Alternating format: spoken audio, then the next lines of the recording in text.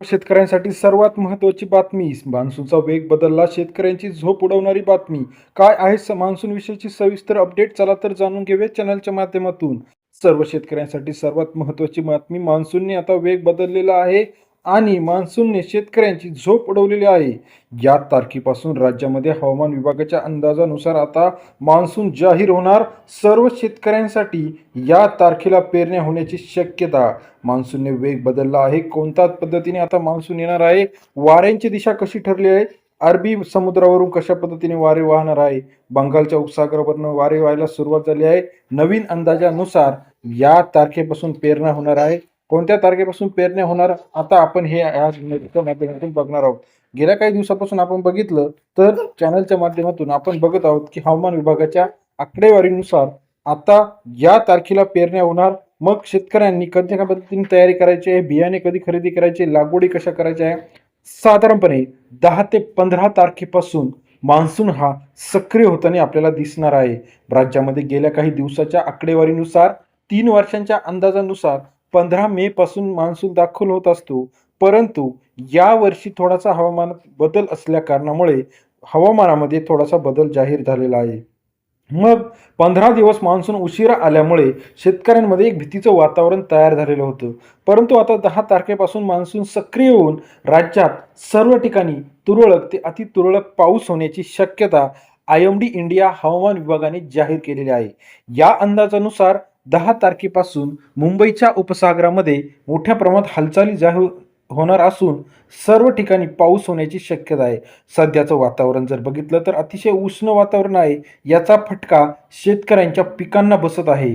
पिकांमध्ये जर आपण बघितलं तर सध्या जी पिके उभी आहे, भाजीपाला पिके शेतकऱ्यांनी उभी केली आहे. त्यामध्ये टोमॅटो फ्लावर असेल, बरोबर काही ठिकाणी रोपे लागवड आहे, काहींनी रोपे लागवड केलेले आंबा वर्ग पीक आहे. त्याचप्रमाणे फळे आहे, डाळिंब आहेत, यांना उष्णतेचा मोठ्या प्रमाणात फटका बसत आहे. एकीकडे पाण्याची टंचाई आहे, दुसरीकडे मान्सून लांबला आहे. या सर्वांमुळे शेतकरी अडचणीत आला आहे. आता हे पाऊस गणित बिघडवणाऱ्याचं सगळ्यात महत्त्वाचं कारण म्हणजे अल निनो. अल निनोमुळे मोठ्या प्रमाणात दिरंगाई आपल्याला पावसामध्ये पाहायला मिळत आहे. मग शेतकऱ्यांनी आता कशा पद्धतीने तयारी करायची आहे, शेत कधी नांगरायचं, कधी तयार करायचं, यावरती आता मोठा प्रश्नचिन्ह उपस्थित राहिला आहे. तर शेतकऱ्यांनी घाबरून न जाता 10 ते 15 तारखेपासून आता पाऊस होण्याची शक्यता राज्यात वर्तवली गेलेली आहे. गेल्या काही आकडेवारींमध्ये आपण जर बघितलं तर एवढा उशिरा मान्सून कधीही आलेला नाही. हवामान विभागाच्या अंदाजानुसार 2026च्या खरीप हंगामामध्ये 10 ते 15% पावसाची घट जाहीर केलेली आहे. याचा फटका शेतकऱ्यांना बसू नये म्हणून शेतकऱ्यांनी सावध भूमिका घेत जास्त खर्चिक पिके न घेण्याचा सल्ला शेतकऱ्यांना आपण पहिल्यांदाच दिला आहे. जेणेकरून काय होणार आहे, युद्धजन्य परिस्थिती आधीच आहे, शेतकऱ्यांचं आधीच मोठ्या प्रमाणात नुकसान झालेलं आहे. यापुढे जर आपण तेलबिया त्याचप्रमाणे धान्याचे पिकं जर घेतले तरी कमी पाऊस झाला तरी याचा फटका शेतकऱ्यांना जास्त होणार नाही.